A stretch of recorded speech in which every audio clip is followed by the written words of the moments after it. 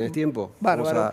Vamos a escucharlo. Muchas gracias por la invitación. Cambiamos de doctor. Cambiamos de doctor. Vamos a otra especialidad. Tenemos currículum acá, es el doctor Alejandro Kohler, médico neurólogo por la Universidad Nacional de La Plata, residente de neurología en FLENI, realizó un fellowship en neurofisiología y enfermedades neuromusculares, coordinador de la clínica de esclerosis lateral amiotrófica y de la clínica de miastenia gravis del FLENI. Bueno. Pará que sí. Sigue. No. Un poquito más. Yo te dije que venían con credenciales. Fue distinguido con la beca Doctora Abraham Sonis, categoría individual, otorgada por el Ministerio de Salud de la Nación. Participa en diversos ensayos clínicos y protocolos de investigación para patologías como síndrome de Guillain-Barré y esclerosis lateral amiotrófica, y es docente auxiliar de la Cátedra de Neurología Clínica en la Universidad de Buenos Aires. Bueno, hace pocos días veíamos a un exministro de Educación, a Esteban Bullrich, comentando que tiene una enfermedad neurológica. Al principio, él tuvo una disartria, o sea, una dificultad para hablar, no se interpretó bien de qué se trataba, y después él hizo público su patología, esclerosis lateral amiotrófica. Pero yo miraba el otro día otro canal, son cosas que suelen suceder, y decía, Esteban Bullrich tiene esclerosis múltiple. Hay una diferencia entre una cosa y la otra, y justamente por esclerosis lateral amiotrófica te trajimos para que nos cuentes de qué se trata. Gracias por venir. Bienvenido. Muy bien, gracias por la invitación. Un placer. La confusión esta que existe entre esclerosis múltiple y esclerosis lateral amiotrófica es algo muy común en la práctica médica y son patologías que son radicalmente diferentes. La esclerosis lateral amiotrófica, en realidad la ELA, es una enfermedad que es neurodegenerativa, a diferencia de la esclerosis múltiple. Y es una enfermedad neurodegenerativa que lo que afecta básicamente son unas neuronas muy especiales que se llaman motoneuronas. Esas motoneuronas son las neuronas encargadas de coordinar básicamente y controlar el músculo voluntario. El movimiento. El movimiento. Así como el Alzheimer puede afectar neuronas que afecta relacionadas a la memoria, o el Parkinson, neuronas que tienen relación con la coordinación del movimiento, la ELA lo que afecta es estas neuronas que se encargan de coordinar y controlar el músculo voluntario. Vamos a hablar particularmente del caso de Esteban Bullrich porque desconocemos muchísimos detalles, pero sí vamos a tomar el caso en general, ¿no? Y la pregunta es, ¿cuáles son, o por qué se manifiesta concretamente? Porque en el caso de Esteban Bullrich veíamos una persona perfectamente, digamos, normal, sin ninguna... Saludable, se lo veía. Sí, saludable, pero digo, sin nada que nos hiciera dar cuenta hasta que algo le sucedió en el habla y nos llamó la atención, ¿no? Pero digo, ¿le puede suceder a cualquiera esto? Claro. Yendo a las causas, la realidad es por qué sucede esto, no lo sabemos. No se sabe el por qué, por alguna razón, esas motoneuronas se empiezan a degenerar. Si bien cada vez sabemos más, y hay causas genéticas que cada vez se saben más, el 5 a 10% de los casos de esclerosis lateral amiotrófica tienen una base genética conocida y cada vez conocemos más de esos genes. Hay un 90-95% de los casos que son esporádicos, y el por qué de un momento a otro se despierta esta enfermedad y empieza a afectar a las motoneuronas lo desconocemos. Acorde a qué motoneuronas empiezan a afectarse o qué territorios empiezan a afectarse es que va a presentarse el síntoma que corresponda.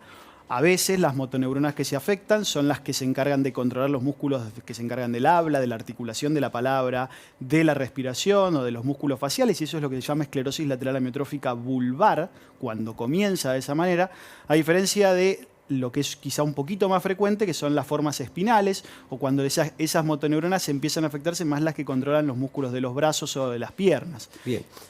Te quería preguntar la edad de aparición. ¿Y cuáles son los primeros síntomas? Y si son variados, porque quizás una persona no sea lo mismo lo que le pasó, por ejemplo, a Bullrich, que lo que le puede pasar a Stephen Hawking, por ejemplo. Tal cual.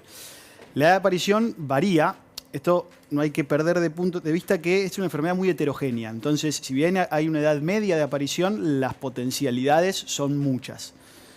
Las formas esporádicas, como hablábamos recién, aquellas que no tienen antecedentes en la familia, por lo general empiezan entre los 55 y los 65 años. Esa es la edad media de aparición. Las formas familiares, que sí tienen esta base genética mucho más clara, son un poquitito más jóvenes, entre 40 y 45 años. Esto no quita de que no existan casos de 20, 25 años a casos de 80, 85 años en las formas esporádicas y familiares.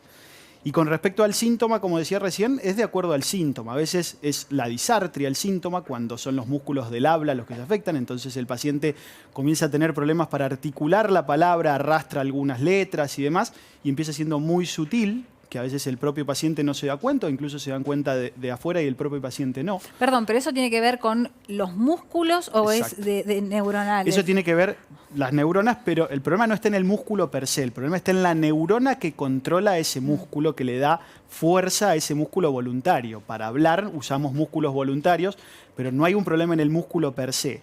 Sí, a medida que va pasando el tiempo, como ese músculo queda denervado por estar con menor conexión con esas motoneuronas, empieza a sufrir obviamente atrofia, empieza a ponerse un poco más chico y aparece mucho más notoria la debilidad.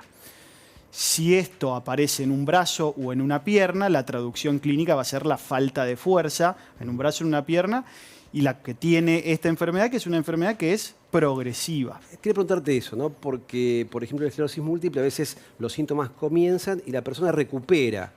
Pasa un tiempo y recupera. Exacto. ¿Acá recupera o siempre evoluciona? Estos son escalones, como digo yo, que bajás y después no los podés subir. Exacto. Esto es una enfermedad que lamentablemente una vez que se afectó la motoneurona, el día de hoy no tenemos forma de recuperar a esa motoneurona, por ende no tenemos posibilidad de mejorar o de recuperar esa fuerza. Sí, mediante diferentes terapéuticas, más que nada con kinesiología, terapia ocupacional, fonoaudiología, acorde a cada músculo, podemos tratar de optimizar o de estimular a esas otras motoneuronas que quizá no están tan dañadas, a que traten de suplir la función de las motoneuronas dañadas para tratar de mantener el mayor tiempo posible la funcionalidad de ese músculo.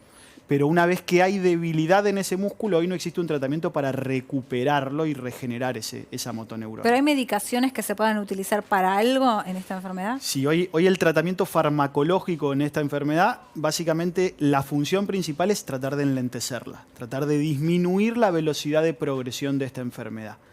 Los fármacos son fármacos estrictamente en Argentina. Hoy existen 2 fármacos para esta enfermedad, modificadores entre comillas de enfermedad. Uno es un fármaco que se llama Riluzol, que es el fármaco quizá más utilizado, existe desde el año 94-95 el Riluzol. Y otro es un fármaco un poquito más reciente que se llama Edarabone, estrictamente para ELA se aprobó a fines del año pasado, principios de este año. Y son fármacos que, con sus diferencias, básicamente lo que buscan es disminuir la toxicidad sobre esa motoneurona. Al disminuir la toxicidad de esa motoneurona se enlentece el proceso. Pero no, lamentablemente hoy no hay nada para frenarlo o para recuperar. ¿Cuánto más se enlentece? Es variable. La realidad es que uno se basa en trabajos, los pivotales o los trabajos con los que se aprobaron estos medicamentos. No hay un número estricto. Sí hay diferencias. Quizá el Riluzol modifica un poco la sobrevida, que con el Edarabone en los datos que hoy existen no se ha modificado la sobrevida. Modifican escalas que nos sirven a nosotros para el seguimiento de los pacientes, pero no hay un porcentaje que podamos decir esto aumentó o mejoró la fuerza en un porcentaje determinado. Quería preguntarte aproximadamente en Argentina cuántos pacientes tienen ELA por un lado y por otro lado quería preguntar también si hay un diagnóstico específico de la enfermedad. La epidemiología de esta enfermedad, los datos extrapolados muchas veces de datos epidemiológicos de otros países, la incidencia es entre 1,5 y 2,5, 2,7 personas cada 100.000 habitantes, lo que nos da entre 15 a 25 personas cada millón de personas.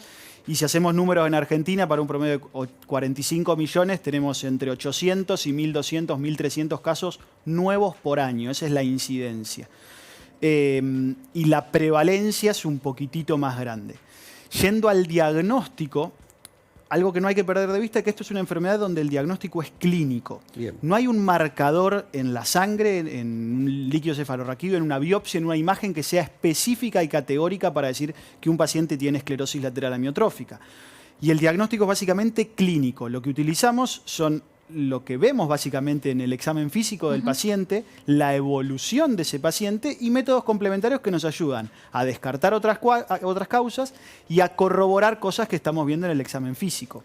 Pero eso no hay que perderlo de vista porque ese diagnóstico clínico y que no haya un marcador es una de las principales razones de por qué el diagnóstico a veces de esta enfermedad tarda un poquitito en hacerse. Una pregunta dura que seguramente te hacen los pacientes cuando decís el diagnóstico. La expectativa de vida y la calidad de vida desde el momento hasta el fin.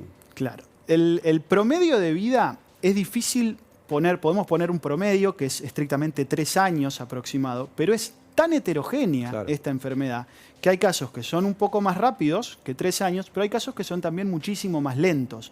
Así como hablábamos de la heterogeneidad recién, de la edad de presentación o de la diferencia en la clínica presentada, también hay diferencias en la evolución. Hay pacientes que, como decía, evolucionan muy rápido, pero hay pacientes que evolucionan mucho más lento. Cuanto más precoz es el diagnóstico, más precoz va a ser el tratamiento, mejor sobrevida va a tener ese paciente y mejor calidad de vida va a tener ese paciente. Entonces, dada esta heterogeneidad, dada que son enfermedades que tienen múltiples diagnósticos diferenciales y que no hay un marcador estricto que nos permita hacer un diagnóstico rápido, y que uno de los parámetros para hacer el diagnóstico es la propia evolución, es que el diagnóstico a veces tarda entre 12 y 16 meses, Claro. es el promedio de demora diagnóstica. Claro. Pero la realidad es que eso no es un problema es el diagnóstico mundial, esa demora diagnóstica Sí, sí, entre no 12 y es un 16 tema meses. de- No es un de tema Argentina. médico de Argentina puntual, Exacto. es algo que sucede en Bien. cualquier país. Bien. Pero se debe no a la falta de especialistas o a la falta de neurólogos, en este caso, que tengan experiencia en esta enfermedad, sino que se debe a las características propias de la enfermedad. Excelente, Alejandro. Muchísimas gracias. Quédate un segundo acá.